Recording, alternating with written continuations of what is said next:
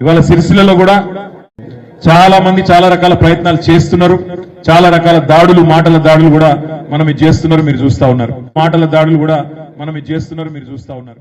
సిరిసిల్లలో ఇన్ని సంవత్సరాల కాలంగా మా ఓటుతో నువ్వు అధికారం మీద కూర్చున్నావు కదా, ఈ ఒక్కసారి నువ్వు తప్పుకొని మా పద్మశాలి నాయకునికి అవకాశం ఇవ్వచ్చు కదా నీ పార్టీలోనే, అవునా కాదా? అక్కడ కొండలక్ష్మి బాబు విగ్రహం ఉందండి. 5 ఏళ్ళు విగ్రహం పెట్టుకోవడానికి అనుమతి ఇవ్వని ఒక నియంత సిరిసిల్ల పద్మశాలిని ఏ విధంగా అభివృద్ధి చేస్తుండో మీ గుండెల మీద చేతి పెట్టుకుని ఆలోచించండి.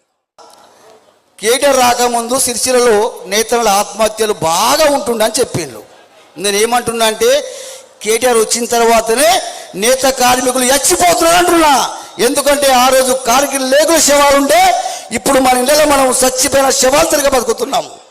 ఇది అందరూ గ్రహించాలి. ఓటు మనది, ఈ సిరిసిల్ల మనది. ఎవడో వచ్చి పరిపాలన చేస్తూ మన మీద పెత్తనం చెలాయిస్తుంటే మనం ఏమన్నా చేతగాని దద్దాల మనమా? పౌరుషం లేదా మనకు? ఎంతకాలం బానిసలుగా బతుకుతాం? ఇలా చాలా మంది అంటారు కేటీఆర్ వచ్చిన తర్వాత సిరిసిల్ల అభివృద్ధి చెందిన అంటారు. నేను మాత్రం అభివృద్ధి చెందినడం లేదు, సర్వనాశనం అవుతున్నది. ఇది వాస్తవం చెబుతున్నా. కేటీఆర్ అనేవాడు ఒక బాహుబలి సినిమాను చూపిస్తున్నాడు, ఒక గ్రాఫిక్స్ మాయాజాలను చూపిస్తే మనల్ని మాయమాటలు చెప్పి మోసం చేస్తున్నాడు. మనం ఇంకా మోసపోతూనే ఉందామా?